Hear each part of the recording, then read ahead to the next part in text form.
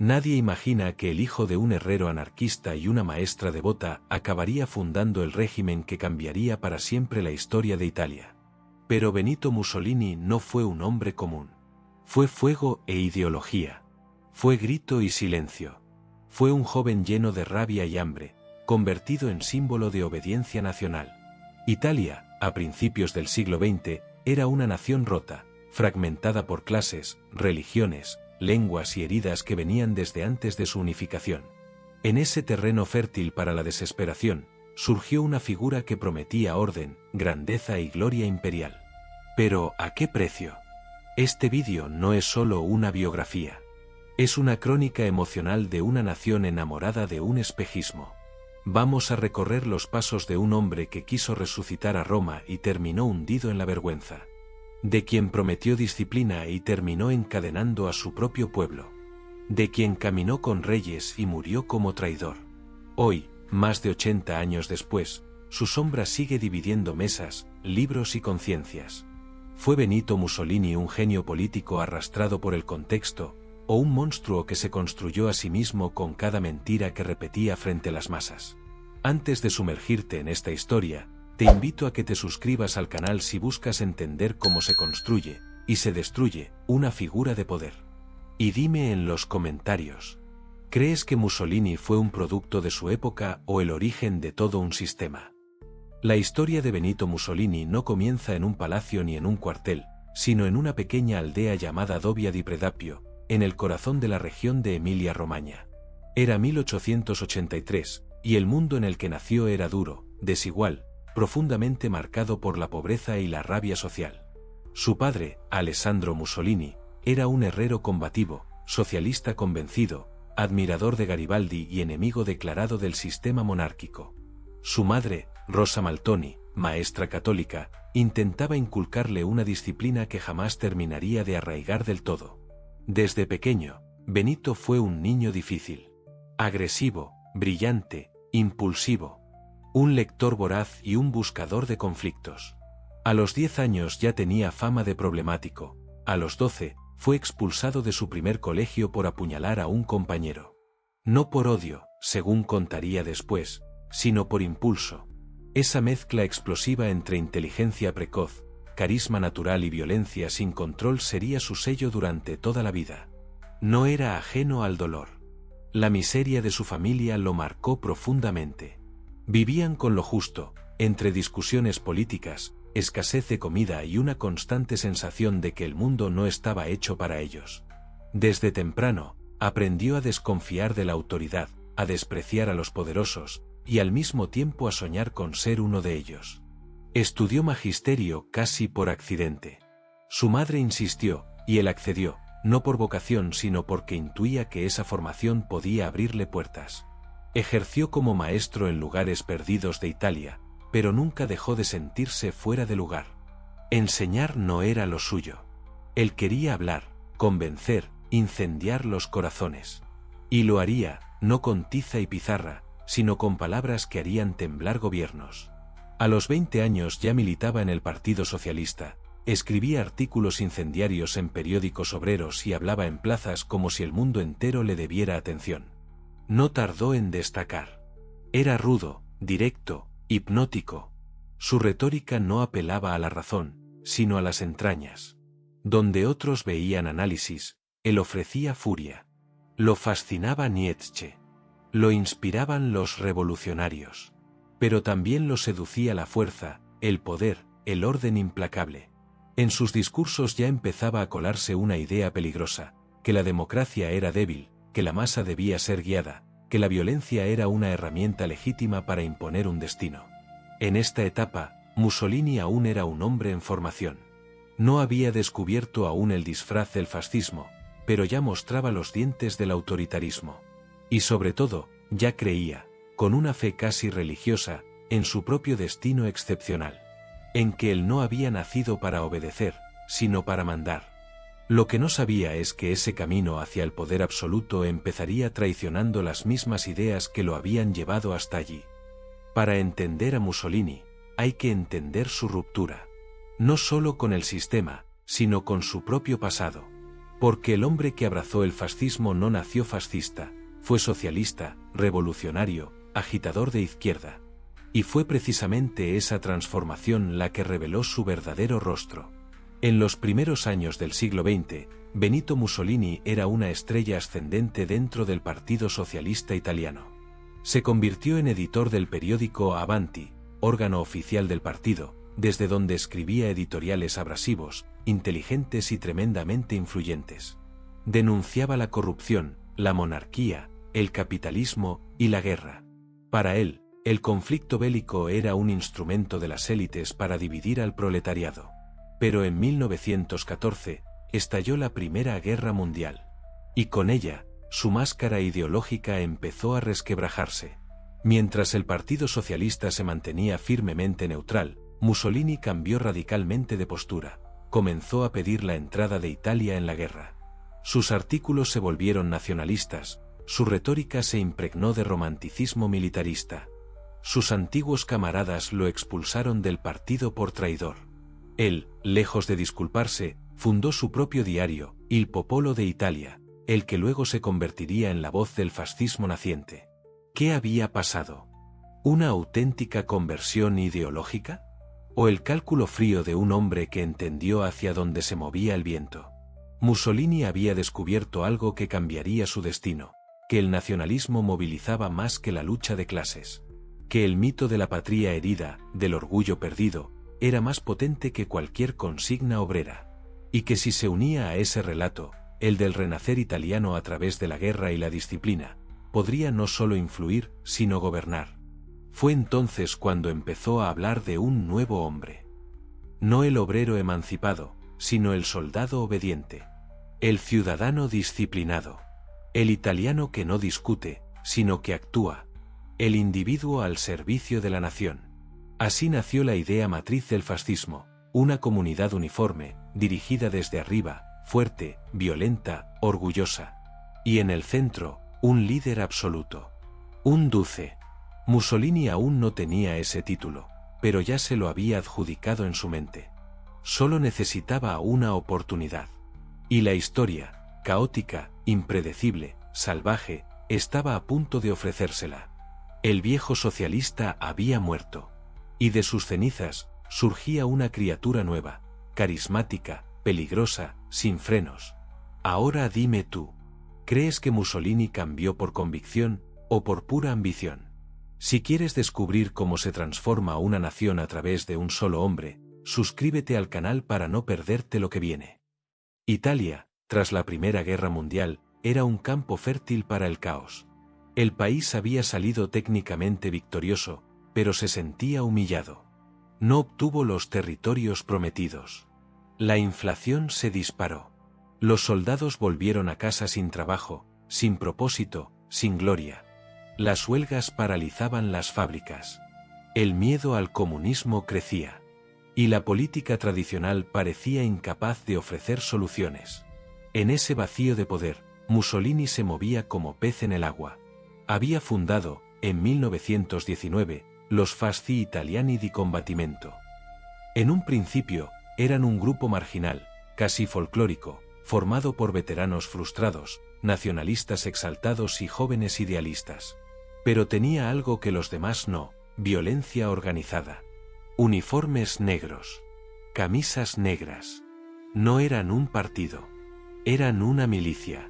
Comenzaron atacando sedes sindicales, incendiando periódicos socialistas, apaleando opositores en plena calle.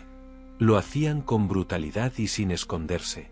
Y lo más impactante, con la complicidad o indiferencia de las autoridades. Muchos empresarios, aterrados por la amenaza roja, empezaron a financiar a estos escuadristas. Preferían el orden fascista a la revolución proletaria. Mussolini entendió que tenía en sus manos algo más poderoso que las urnas: el miedo. Durante los años siguientes, mientras los partidos tradicionales se fragmentaban, él consolidaba su liderazgo. Modificó su discurso para atraer a conservadores, a católicos, a nacionalistas, a cualquiera que quisiera estabilidad, aunque fuera a cambio de libertad. En 1921, los Fasci se convirtieron en el Partido Nacional Fascista. Y al año siguiente, organizó la famosa marcha sobre Roma. Fue un teatro. Una demostración de fuerza cuidadosamente calculada. Los fascistas no eran mayoría, ni militarmente imbatibles. Pero el rey Víctor Manuel III, temeroso de un conflicto civil, le ofreció el poder. Lo nombró primer ministro. Tenía 39 años. Y había tomado el control del país sin disparar un solo tiro. Los primeros años de su gobierno fueron una mezcla de reformas, represión y propaganda. Mussolini supo jugar con la ambigüedad. Aún mantenía una fachada de legalidad democrática, pero detrás de escena, las libertades empezaban a desaparecer. La censura se intensificaba. Las leyes se reescribían. La oposición era perseguida. Y sobre todo, se cultivaba el culto al líder. Fotos, bustos, saludos romanos, cánticos. Mussolini no era solo el jefe del gobierno. Era el padre de la patria, el salvador, el símbolo viviente del Renacimiento italiano. La fascinación por su figura crecía dentro y fuera del país. Intelectuales, artistas, incluso líderes extranjeros, hablaban del milagro italiano. Había orden, había trenes puntuales, había un rumbo. Lo que pocos veían, o preferían no ver, era el precio, una democracia vacía, un Estado vigilante, una sociedad cada vez más controlada. El fascismo no llegó con tanques. Llegó con aplausos. Y Mussolini, que alguna vez había denunciado el poder como un instrumento de opresión, ahora lo usaba como una extensión de su ego. Italia no solo tenía un líder, tenía un nuevo dios. Mussolini no solo quería gobernar Italia, quería resucitar su gloria. Su modelo no era Francia, ni Inglaterra, ni Estados Unidos. Era Roma, el antiguo imperio. La idea de una Italia fuerte, expansiva, temida. Una civilización que dominaría el Mediterráneo, como en los tiempos de César y Augusto. Y esa ambición comenzó a reflejarse en cada rincón de su política. La arquitectura fascista comenzó a llenar las ciudades con mármol, columnas y proporciones monumentales. Las estatuas del Duce imitaban las de los emperadores. El lenguaje oficial recuperaba términos latinos. Las escuelas enseñaban historia romana como si fuera parte del presente. Incluso los uniformes, desde los niños de las juventudes fascistas hasta los soldados, evocaban una estética imperial. Pero más allá de los símbolos, Mussolini quería hechos. Quería conquistas. En 1935, eligió a Etiopía como su gran objetivo. Un país africano independiente, gobernado por el emperador Haile Selassie, que representaba un reto perfecto para sus planes de expansión. Italia ya había intentado colonizar Etiopía décadas antes, y había fracasado estrepitosamente. Mussolini no solo quería conquistar, quería venganza histórica. La guerra fue brutal. Italia usó armas químicas, bombardeos indiscriminados, ejecuciones masivas. Se cometieron atrocidades que hoy serían consideradas crímenes de guerra. Pero en su momento, en casa, todo fue presentado como una hazaña gloriosa. La propaganda vendía la idea de un nuevo imperio en África. Las plazas se llenaban. Las radios vibraban. Mussolini se presentaba como el heredero directo de los cónsules romanos. Y el mundo miraba con horror, pero con impotencia. Las sanciones de la Sociedad de Naciones fueron débiles. Los aliados occidentales no quisieron confrontarlo abiertamente. Hitler, en cambio, lo felicitó. Y ahí comenzó otra transformación clave, el acercamiento ideológico y estratégico entre Alemania nazi e Italia fascista. Mussolini no solo se veía a sí mismo como un emperador moderno, sino también como el árbitro de Europa. Un líder que había desafiado las normas internacionales y salido victorioso. Italia estaba, por primera vez en siglos, en el centro del tablero. Pero había un problema, todo era apariencia. La economía comenzaba a resentirse. El ejército era menos eficaz de lo que mostraban las noticias. El pueblo empezaba a cansarse de los discursos y la escenografía. Y aunque la conquista de Etiopía parecía una victoria, era el principio de una cadena de errores que llevarían al país al borde del abismo. Porque cuando un líder confunde el poder con la inmortalidad, el desastre es solo cuestión de tiempo. Y tú, ¿Crees que el culto al pasado glorioso es una inspiración o una trampa para repetir los peores errores? Si este tipo de historias te hace cuestionar el presente tanto como el pasado, suscríbete al canal para seguir desenterrando las verdades que incomodan. En toda dictadura, el miedo no es una consecuencia, es una herramienta. Y Mussolini lo entendió desde el principio. El régimen fascista no solo se sustentaba en discursos y desfiles. Detrás de cada gesto de fuerza, había un aparato de vigilancia diseñado para moldear el pensamiento, eliminar la disidencia y asegurar la obediencia absoluta. La represión no era un error del sistema. Era su columna vertebral. En 1927, se creó la OBRA, la Policía Secreta del Régimen.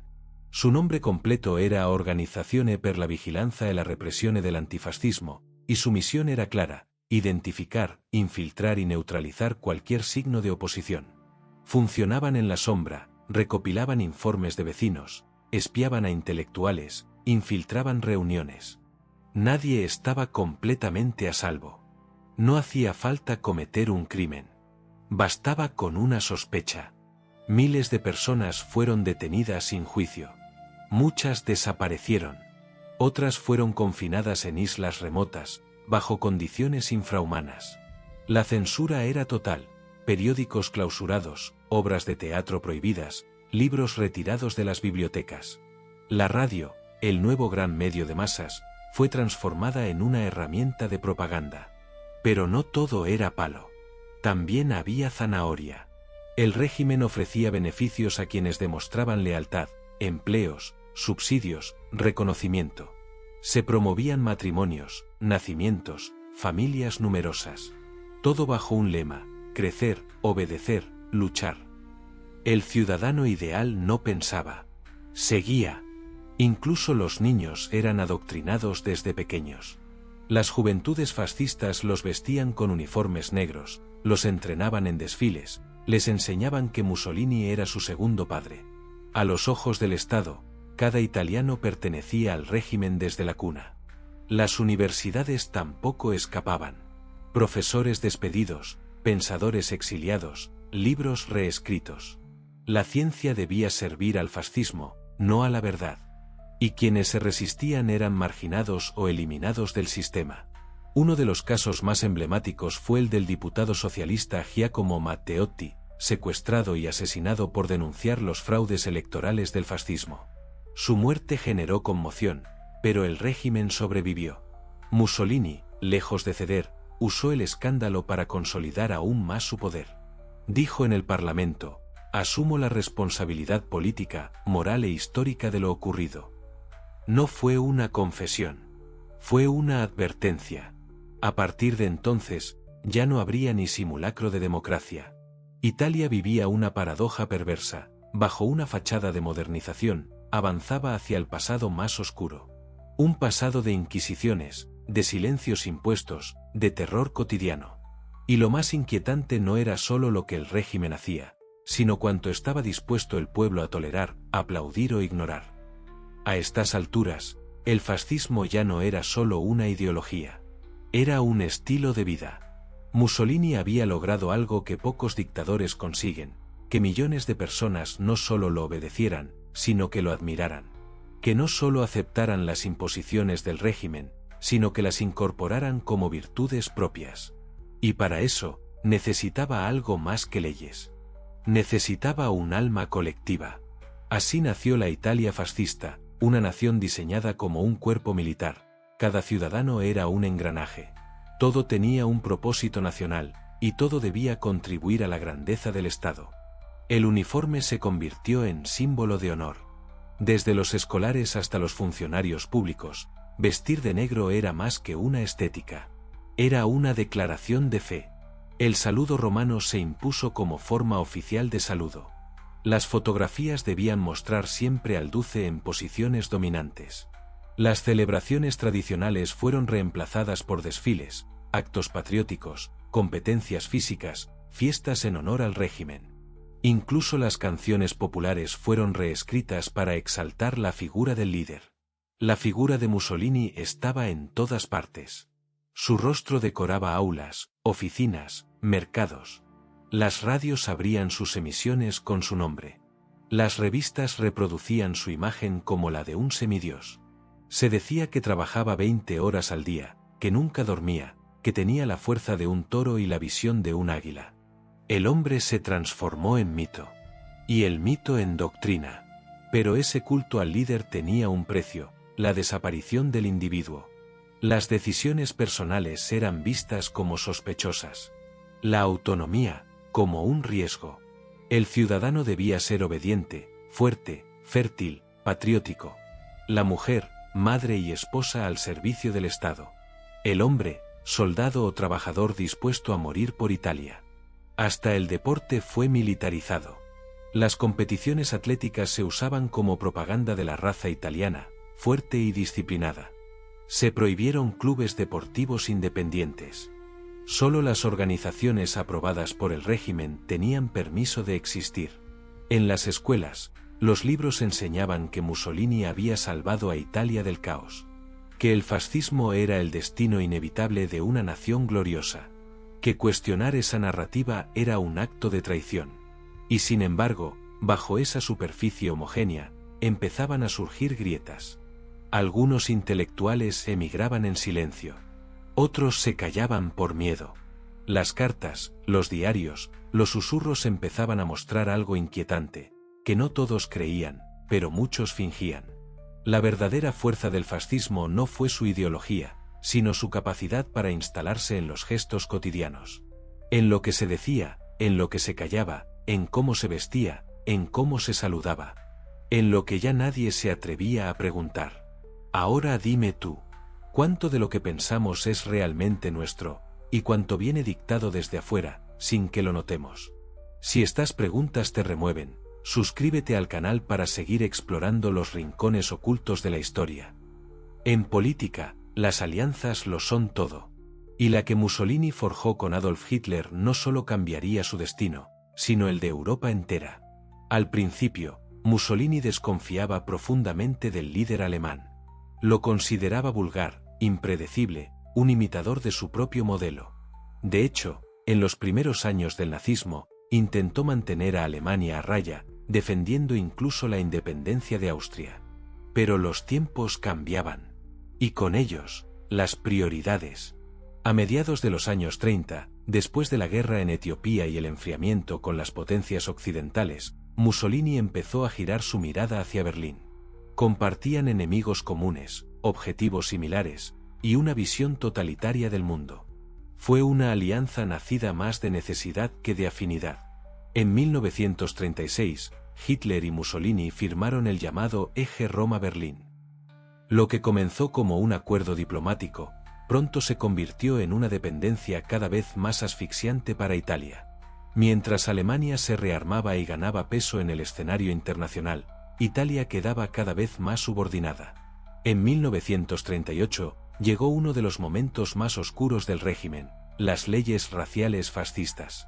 Presionado por el Tercer Reich y deseoso de reforzar su sintonía ideológica con Hitler, Mussolini aprobó una serie de decretos que excluían a los judíos italianos de la vida pública. Se les prohibió enseñar, trabajar en la administración, casarse con no judíos, e incluso asistir a escuelas públicas. Fue un giro brutal e injustificado, especialmente porque muchos judíos habían sido fieles al régimen. Años después, Mussolini intentaría justificarlo diciendo que fue una decisión táctica. Pero el daño estaba hecho. Miles de familias italianas fueron señaladas, humilladas y más tarde deportadas. La Italia moderna, que se decía heredera de Roma, había cedido a la peor forma de barbarie.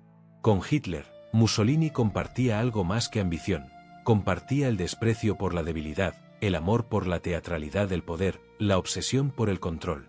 Pero mientras Hitler tenía un proyecto expansionista definido y despiadado, Mussolini improvisaba, se contradecía, reaccionaba tarde. El Duce empezó a perder control sobre sus decisiones. La política exterior de Italia se volvió errática.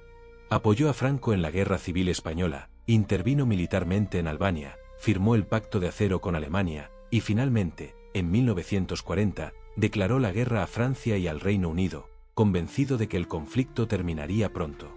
Pero se equivocó. La Segunda Guerra Mundial no sería una nueva oportunidad de grandeza.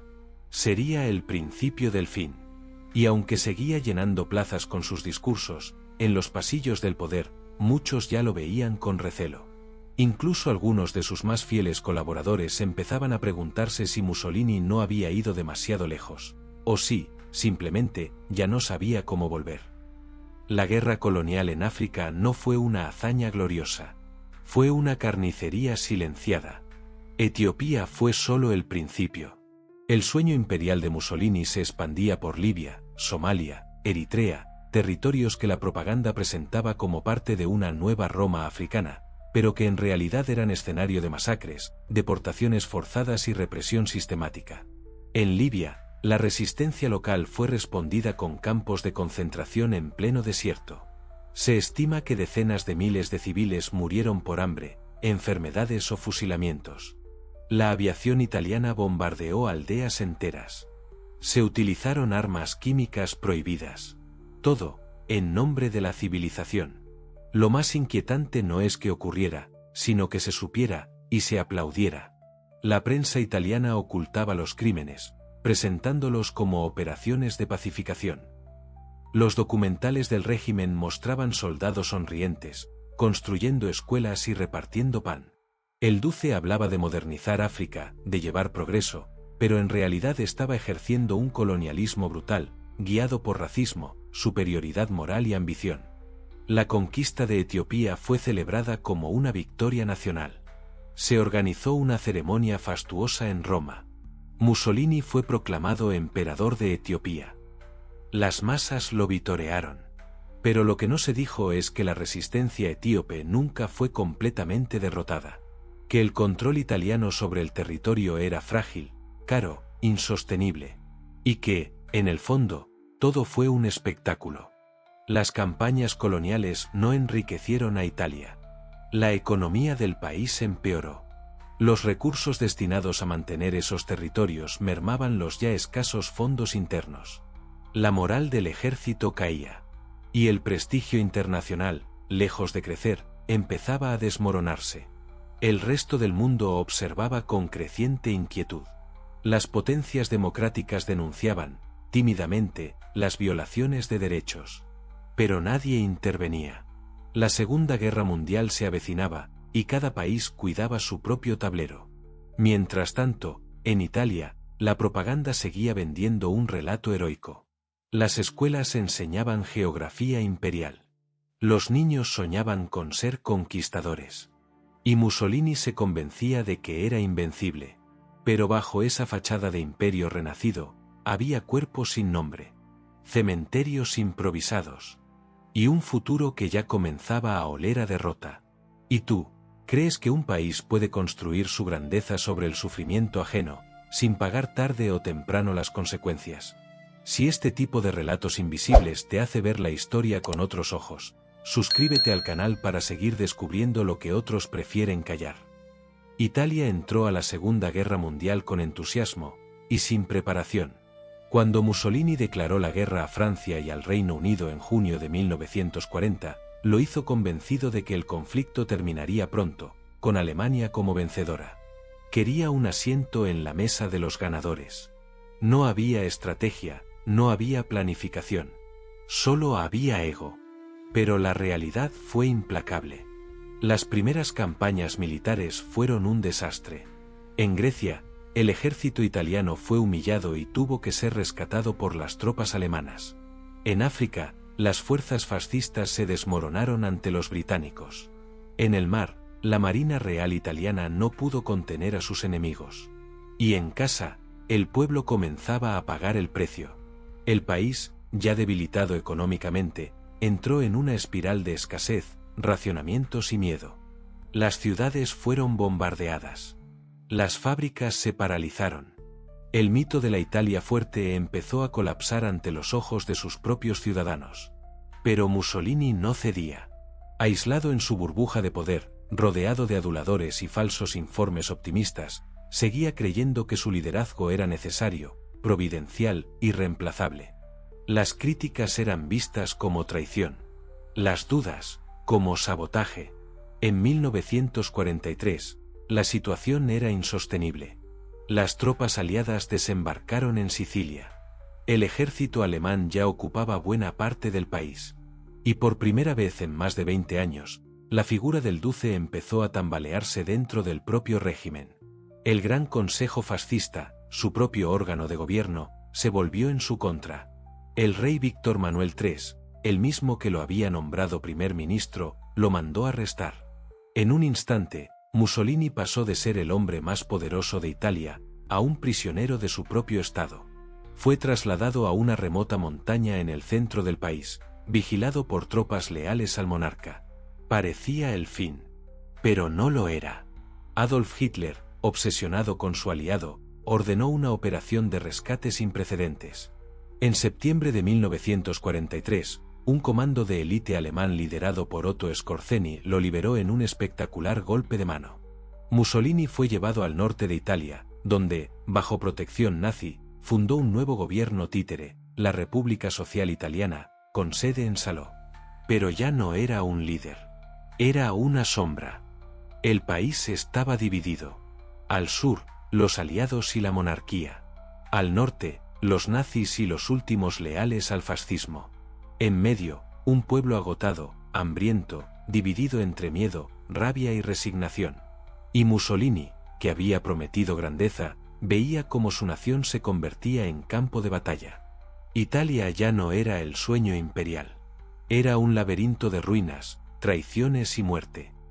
La caída definitiva de Mussolini no fue un estallido. Fue un goteo de derrotas, traiciones y desesperación. Desde su refugio en el norte de Italia, en la llamada República de Salò, Mussolini dirigía lo que quedaba de su régimen. Pero ya no mandaba, obedecía. Los verdaderos amos eran los nazis. Los ministros eran títeres. Las decisiones las tomaba Berlín. Il Duce, aquel hombre que había gobernado con puño de hierro, ahora necesitaba permiso para moverse, para hablar, incluso para respirar. Mientras tanto, el país ardía. Los partisanos italianos, resistencia armada formada por comunistas, liberales, católicos y simples ciudadanos, luchaban pueblo por pueblo contra las fuerzas fascistas y alemanas. Las represalias eran salvajes. Por cada soldado alemán muerto, se ejecutaban civiles. Las calles eran campos de ejecución. Las estaciones, centros de deportación. Mussolini lo sabía. Sabía que la guerra estaba perdida. Que Alemania retrocedía en todos los frentes. Que los aliados avanzaban hacia el norte. Que su pueblo lo odiaba. Que sus antiguos aliados ahora lo evitaban. Pero no podía, o no quería, rendirse. Porque rendirse era admitir que todo había sido un error. Su salud se deterioraba.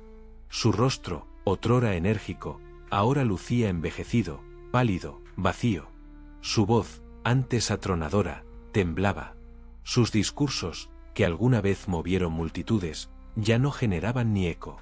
En abril de 1945, con los aliados entrando a Milán y el ejército alemán en retirada, Mussolini tomó la decisión final: huir.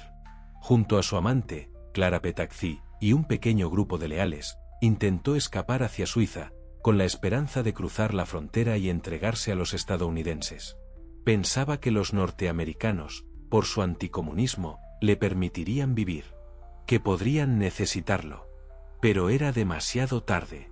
Fue capturado por partisanos en el pequeño pueblo de Dongo, disfrazado con uniforme alemán y oculto en un convoy. No opuso resistencia. No pidió clemencia. Apenas habló.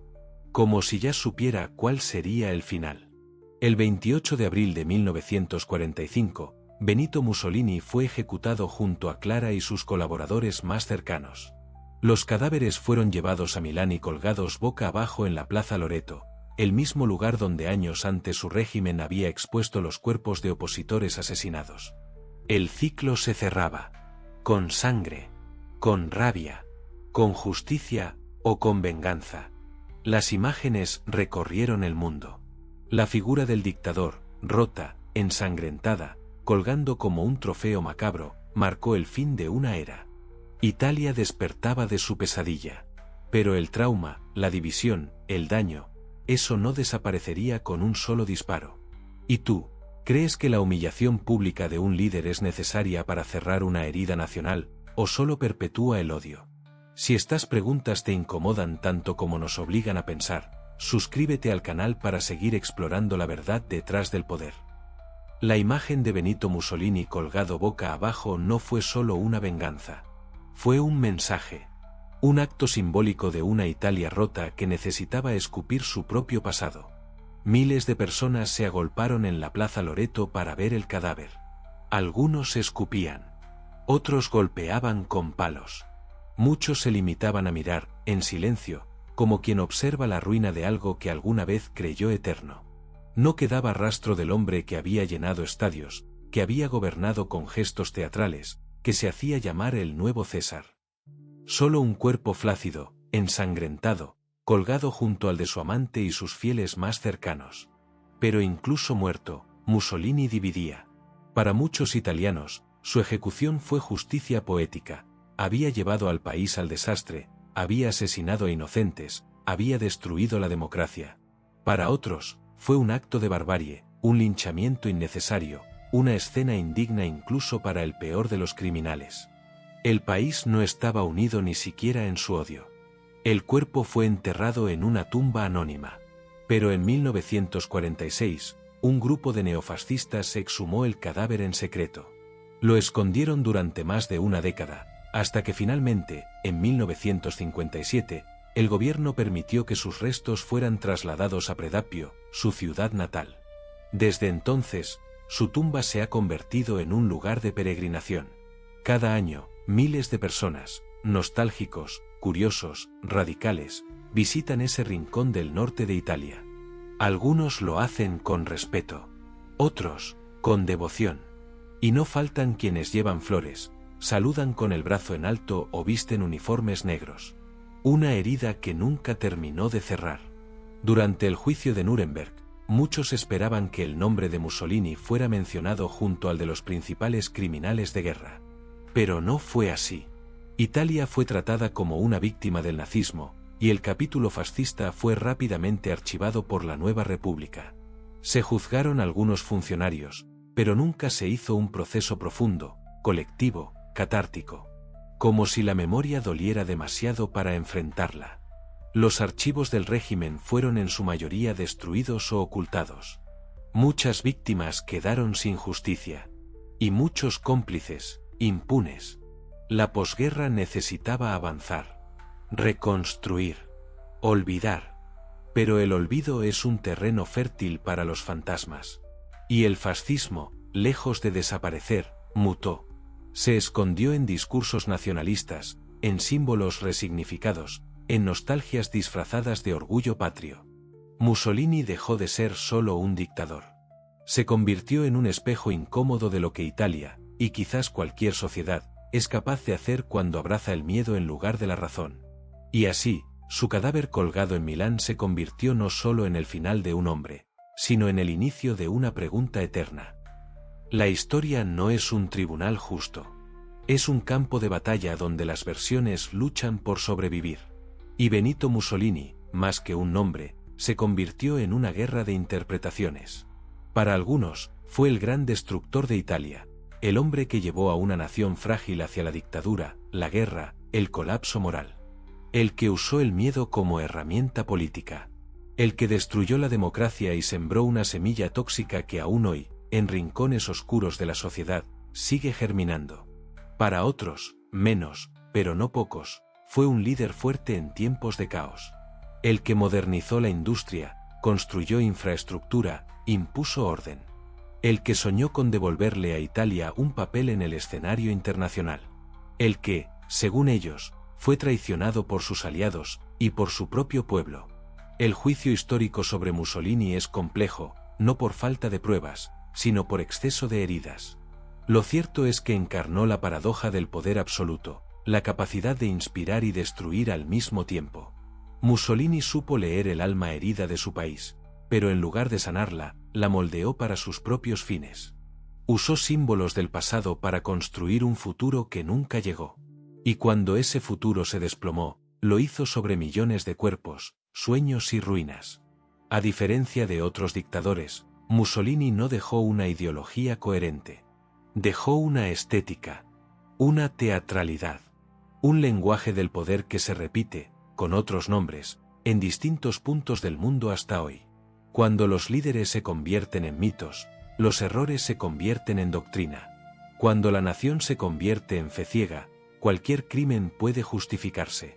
Y cuando el miedo sustituye al pensamiento, la historia se repite. Tal vez por eso Mussolini sigue fascinando. Porque no fue un monstruo lejano. Fue un ser humano con ideas, traumas, complejos, ambiciones. Y esa humanidad, justamente esa, es lo que lo hace tan peligroso. No es el odio lo que lo convirtió en dictador. Fue el deseo de control. La obsesión por el orden. El amor desmedido por sí mismo. Y una sociedad dispuesta a seguirlo, aunque el camino fuera directo al abismo. Y ahora te pregunto, ¿es Mussolini un capítulo cerrado, o una advertencia viva de lo que todavía puede repetirse? Si aún no lo has hecho, suscríbete al canal para seguir cuestionando la historia más allá de los libros. El rostro de Mussolini ha sido pintado, borrado, rescatado y vuelto a enterrar una y otra vez. Su figura oscila entre el rechazo y la fascinación, entre el mito nacional y el símbolo del fracaso colectivo. Y quizás ahí radica su verdadera trascendencia, no en lo que hizo, sino en lo que reveló. Nos mostró cómo una sociedad puede entregar su libertad a cambio de promesas. Cómo el orgullo mal encauzado puede degenerar en violencia. Cómo el poder absoluto corrompe, no solo al líder, sino a quienes lo aplauden. Hoy, caminar por las calles de Predappio es pasear por un recuerdo incómodo. Hoy, escuchar sus discursos suena grotesco, pero entonces emocionaban. Hoy, el fascismo parece una lección aprendida. Pero las lecciones, cuando no se revisan, se repiten. No se trata de temer al pasado. Se trata de no volver a cederle tanto espacio. La historia de Benito Mussolini no es la de un tirano solitario. Es la historia de una nación que, durante un tiempo, confundió fuerza con grandeza, orden con justicia, y miedo con estabilidad. Y esas confusiones no murieron con él.